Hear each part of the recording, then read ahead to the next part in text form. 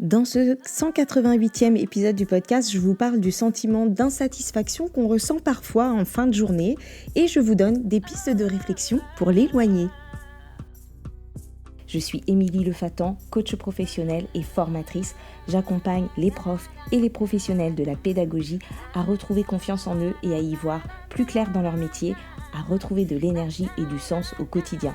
Et dans ce podcast, on réfléchit, on se questionne et on partage des clés concrètes pour pouvoir mieux vivre son métier, nourrir sa pratique et remettre du bien-être dans son quotidien de prof. Alors si tu as envie de prendre un temps pour toi, de souffler un peu et de réfléchir à ta façon de travailler ou à ta vie de prof, mets tes écouteurs, installe-toi confortablement et c'est parti.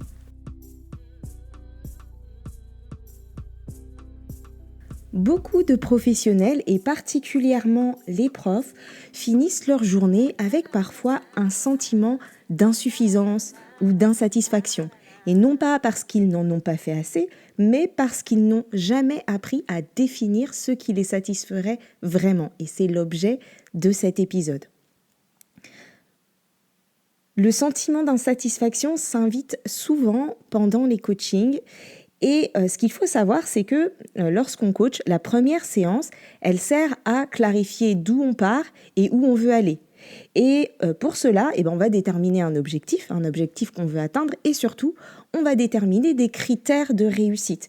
C'est-à-dire qu'on prend le temps de fixer à l'avance les critères qui vont clairement nous permettre de mesurer, de constater que nous avons atteint notre objectif, que nous avons avancé et de voir où est-ce qu'on sera arrivé à la fin. Et ça, c'est hyper important parce que sans ces critères-là, parfois, on ne se voit pas progresser, on ne se souvient pas d'où on était. Et pour les profs et pour les formateurs ou les formatrices qui écoutent, c'est quelque chose qu'on a l'habitude de faire, qu'on est censé faire quand on prépare un cours ou quand on prépare une séquence ou une formation. On est censé savoir à l'avance comment on va pouvoir mesurer la progression des élèves, les progrès de nos apprenants. Et pourtant, c'est quelque chose qu'on ne s'applique pas à soi-même, on ne le fait pas. Et ça, je vais y revenir. Donc, dans bon nombre de coachings, sachant qu'à l'heure où je vous parle, je crois que j'avoisine les 500 heures de coaching et que la plupart sont des profs, savez-vous ce qui fait partie des critères de réussite justement de ces coachings ? Souvent, c'est de retrouver de la satisfaction en fin de journée. Et beaucoup de personnes qui viennent se faire coacher, parfois pour atteindre des objectifs bien différents, ont pour principal besoin de réussir à se sentir satisfait ou satisfaite de soi-même en fin de journée. Et ça, c'est hyper important. Pourquoi ? Parce que sans la satisfaction au quotidien, on s'éteint, on ne se voit plus progresser. Et du coup, on perd petit à petit sa motivation, même quand on aime son métier, même quand on est passionné. Et se sentir capable, se sentir compétente, c'est vraiment un de nos besoins à satisfaire pour entretenir notre motivation. On a aussi besoin de pouvoir sentir qu'on a du pouvoir sur ce qu'on vit, que nos efforts fournissent des résultats, de voir que nos actions portent leurs fruits et qu'elles ne sont pas vaines et de se voir avancer. On a besoin de ça. Et pour être satisfaite au quotidien, on a besoin de voir qu'on progresse. On a besoin de voir qu'on arrive à faire des choses. On a besoin de pouvoir porter son regard sur ce qui fonctionne. Sauf que parfois, tout ça, on ne le voit plus. Alors on se dit qu'on n'en fait pas assez. On se dit qu'on n'a pas été assez ceci, qu'on n'a pas été assez performante, assez efficace. Et on va se focaliser à ces moments-là sur tout ce que nous n'arrivons pas à faire. Et du coup, la conséquence, c'est qu'on veut en faire encore plus. On se dit, il va falloir que je fasse plus de ci, plus de ça, que je fasse encore mieux. On monte la barre à chaque fois, tous les jours, un peu plus. Alors que parfois, on est déjà au maximum de ce qu'on peut faire et de ce que le contexte nous permet de faire. Alors, ce que ça fait, c'est qu'on ne voit plus les améliorations parce qu'on attend de nous-mêmes l'impossible, ce qui n'est pas possible. Et finalement, pourquoi on perd ce sentiment de satisfaction ? Parce que la satisfaction, elle n'est pas proportionnelle à l'effort. Nous, on croit qu'il faut qu'on en fasse plus pour être satisfait, sauf que plus on en fait et on n'est pas plus satisfait. On en fait de plus en plus et on ne ressent pas plus de satisfaction. Parce qu'en réalité, eh bien, la satisfaction, elle est plutôt proportionnelle au niveau de clarté qu'on a sur cette satisfaction. Je vous explique un peu plus. En fait, on croit qu'il faudrait en faire plus pour se sentir satisfaite. On se dit que si on n'est pas satisfait, c'est parce qu'on n'en a pas fait assez, parce qu'on n'a pas fait assez bien, parce qu'on aurait pu, voire on aurait dû faire mieux. Mais finalement, c'est un leurre. Ce n'est pas en faisant plus d'efforts qu'on se sentira plus satisfait. D'ailleurs, je suis sûre que si vous faites partie des personnes qui se sentent insatisfaites en fin de journée, je suis sûre qu'en fait, vous faites plein d'efforts. Vous n'êtes pas là à vous tourner les pouces et à n'en avoir rien à faire. Au contraire, ça occupe presque la majeure partie de vos pensées. Donc, c'est bien une preuve ou un indice que ce n'est pas en faisant plus d'efforts qu'on se sentira plus satisfait. Si je reste sur l'exemple des profs, la pédagogie, en fait, c'est un puits sans fond. On peut toujours faire mieux. On peut ne jamais s'arrêter de faire mieux, de toujours vouloir faire plus, toujours chercher de nouvelles possibilités, faire autrement, innover, aider plus d'élèves, aller plus loin. Donc on peut toujours trouver des moyens de faire plus d'efforts et de s'améliorer. Donc il n'y a pas de taquet, il n'y a pas de butée à cette satisfaction qui nous dira « Ah ben ça y est, là tu as atteint le niveau de satisfaction maximale ». En fait, ce niveau de satisfaction, on le repousse, il recule perpétuellement. Et donc on donne, et on continue de faire des efforts, et on ne voit même plus ce qui a fonctionné, on ne voit que ce qui pourrait être mieux, et que ce qui pourrait être amélioré. On ne voit pas ce qui fonctionne parce que ça nous paraît banal, ça nous paraît normal. Quand ça fonctionne, on se dit, ça c'était le minimum. Par contre, quand ça ne fonctionne pas, ça devient hyper important et c'est tout ce qu'on voit. Alors que c'est pourtant là que se trouve la clé de notre satisfaction. La clé de notre satisfaction, elle se trouve dans ce qui fonctionne et dans ce qui fonctionne déjà. Ça ne nous empêchera pas après de vouloir nous améliorer sur d'autres points. Mais si on n'arrive pas à voir ce qui fonctionne, on n'entretient pas du tout notre niveau de satisfaction. Et donc, on finit la journée pas fier, pas content de soi, voire un peu avec de la honte, de la culpabilité, voire l'épisode précédent. Et donc là, je vous parle de vie pro, mais en réalité, il en est de même dans la vie perso. Imaginez que vous vous dites « faut absolument que je range ma maison et que je fasse du tri dans ma maison » et que vous vous répétiez ça tout le temps et que du coup vous n'arrivez pas à bout de ce tri, parce qu'on peut aussi dans une maison toujours trier des choses, on trie une pièce et puis ensuite on en trie une autre et puis il faut déjà en trier une autre, enfin bref. Et puis parce que dans une journée, il y a des aléas, il y a des imprévus, il n'y a pas que la mission tri qui occupe nos journées, il faut aussi faire à manger, il faut aussi... il y a plein d'autres choses. Sauf que comme vous dites, faut que je trie, arrivé à la fin de la journée, vous n'avez pas réussi à finir de trier votre maison, ce qui était en réalité impossible en une journée, et vous vous sentez nul, vous vous sentez pas efficace, vous dites que j'ai pas fini de trier, la maison c'est encore le bazar, etc. Alors que peut-être que dans cette journée-là, vous avez passé 1 heure ou 1h30 à trier un tiroir, que vous avez fait que ça, mais que en fait ça vous avait pris beaucoup plus de temps que prévu, ou que vous avez déjà jeté quelque chose, etc. Mais ça vous le voyez pas, vous dites pas au moins j'ai réussi à trier le tiroir de la cuisine. Non, vous dites juste j'ai que trié le tiroir de la cuisine et le reste c'est le bazar. Et donc vous vous sentez inefficace, vous vous sentez nul en fin de journée. Si vous vous dites aussi, moi ce week-end, j'ai plein de travail, mais je voudrais vraiment passer du temps avec mes enfants, mais que vous ne déterminez pas ni quand, ni quoi, ni comment, à la fin du week-end, vous allez vous sentir nul parce que déjà, vous aurez sûrement pas fini ce que vous vouliez faire et peut-être pas trier toute votre maison. Et qu'en plus, vous allez vous dire, j'ai pas passé de temps avec mes enfants, etc. J'ai juste mangé avec eux, j'ai une histoire et rien d'autre. Alors que vous pourriez voir les choses autrement. Et le problème, c'est dans ces situations-là, que ce soit la situation professionnelle ou la situation personnelle, on n'a pas déterminé à l'avance le taquet, la limite, les critères. On ne sait pas à l'avance de quoi on pourra être satisfait à la fin de notre tâche, à la fin de notre journée. Et on a souvent des attentes complètement irréalistes par rapport à ce qui est possible en réalité. Et ça, je vous en parlais déjà dans l'épisode précédent sur la culpabilité.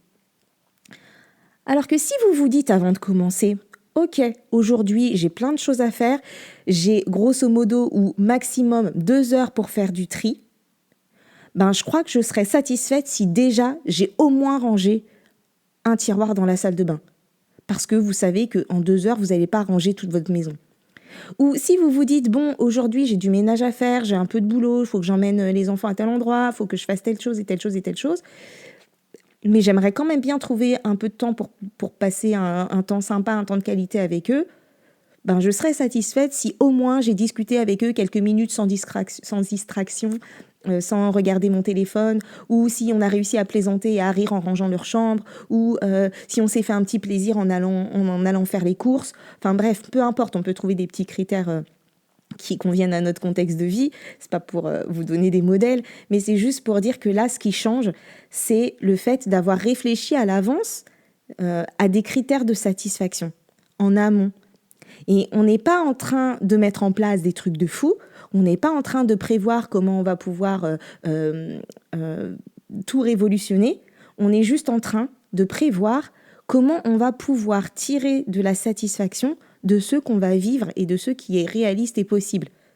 Parce que tant que tu ne sais pas ce qui va te satisfaire, ce qui pourrait te satisfaire, tu finiras tes journées avec l'impression de ne jamais en faire assez.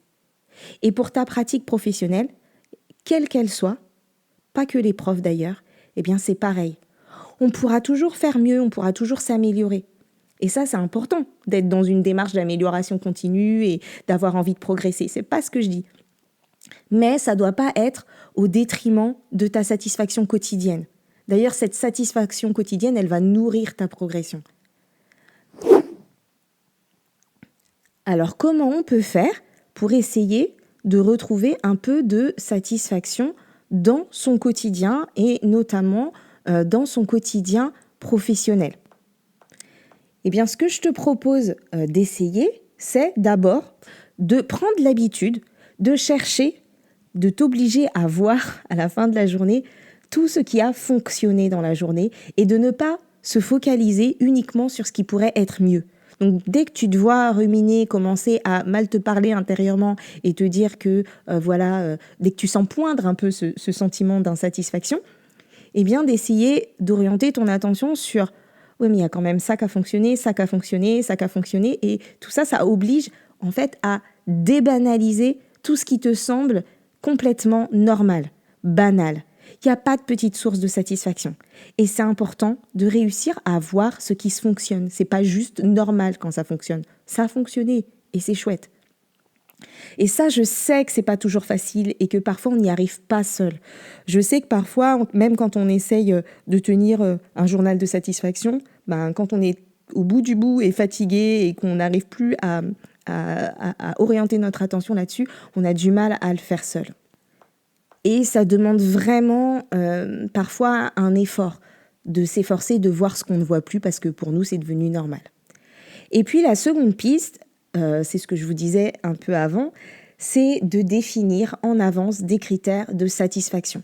Donc concrètement, voilà ce que je te propose de faire maintenant et pour demain, c'est de te poser cette question qu'on oublie souvent de se poser à la fin de la journée de demain soir. Qu'est-ce qui me fera dire que ma journée était satisfaisante ? Je serais satisfaite ou satisfait si. Et là, je ne te parle pas d'une journée parfaite, ni d'une classe idéale. Je t'invite vraiment à juste trouver 2 petits repères réalistes, 2 petites choses possibles et réalistes que tu pourras dire, voilà, ça a peut-être été compliqué, ça a peut-être été dur, j'ai pas fini tout ce que je voulais, etc. Mais au moins, j'ai fait ça et j'ai fait ça, ou j'ai vu ça ou j'ai vu ça, j'ai vécu ça, j'ai vécu ci, j'ai observé ci, j'ai observé ça. Et ça, franchement, rien que ça me rend satisfaite. Donc voilà, trouve 2 choses pour demain qui te feront te sentir alignée, te sentir utile, te sentir contente à la fin de la journée. Voilà, c'est pour cette raison que je parlais des critères de réussite au début de l'épisode. Et si je te propose ça, c'est parce que je sais que quand la satisfaction est claire, quand on sait où tirer de la satisfaction à l'avance, eh bien, le métier fatigue moins. C'est-à-dire que même quand ça reste exigeant, même quand les journées sont un peu denses, même quand tout se passe pas comme il faut, l'idée, c'est pas de se voiler la face et de se dire que tout s'est bien passé, c'est pas ça. Mon message, c'est pas de dire fais moins ou pense positif, le reste n'a pas d'importance. C'est pas ce que je suis en train de dire. Ce que je suis en train de dire, c'est que l'idée, c'est de t'aider à redéfinir consciemment ce qui te permet de fermer ta journée sans te juger. Et c'est seulement à cette condition que tes remises en question, que tes volontés d'amélioration, que tout ça, tout ce que tu as envie de mettre en place pour aller plus loin, pour progresser, c'est qu'à cette condition, la condition d'être quand même satisfait de ce qui est déjà là et ce qui fonctionne, que ce sera fertile, que ça te permettra d'avancer, que ça te permettra de progresser. Ça ne fonctionne pas si tu te sens nul tous les soirs. Si tu te sens nul tous les soirs, eh bien, ce sera pas efficace de mettre en place des choses et qui vont forcément pas fonctionner du premier coup parce qu'on essaye, on teste, on améliore. Mais si tu te sens nul tous les soirs, ben ça perdra en efficacité et tu ne te verras pas progresser. Voilà, c'était mon message du jour. Et si jamais tu as envie d'être accompagné pour retrouver ça, pour retrouver du kiff dans ton quotidien, de la satisfaction dans ton quotidien professionnel, que tu sois prof ou pas d'ailleurs, eh bien c'est tout à fait quelque chose qu'on peut travailler en coaching.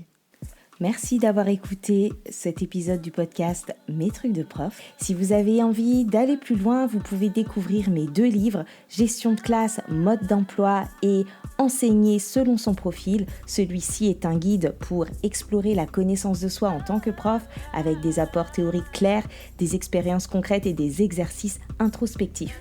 Et si vous sentez que c'est le moment de vous faire accompagner, je propose aussi des coachings personnalisés. Rendez-vous sur metrucsdecoach.fr/contact. Vous pouvez également recevoir chaque mois un concentré d'idées, de réflexions et de compléments dans ma newsletter. Pour vous y inscrire, rendez-vous sur metrucsdecoach.fr/newsletter et tous les épisodes du podcast sont disponibles sur metrucsdeprof.fr ou sur votre application de podcast préférée. Et si le podcast vous plaît, pensez à lui attribuer quelques étoiles et pourquoi pas un petit mot. Et surtout, partagez l'épisode, c'est le meilleur moyen de soutenir le podcast et de faire connaître mon travail à d'autres. Je vous retrouve très bientôt pour un prochain épisode et d'ici là, prenez soin de vous. Bye bye.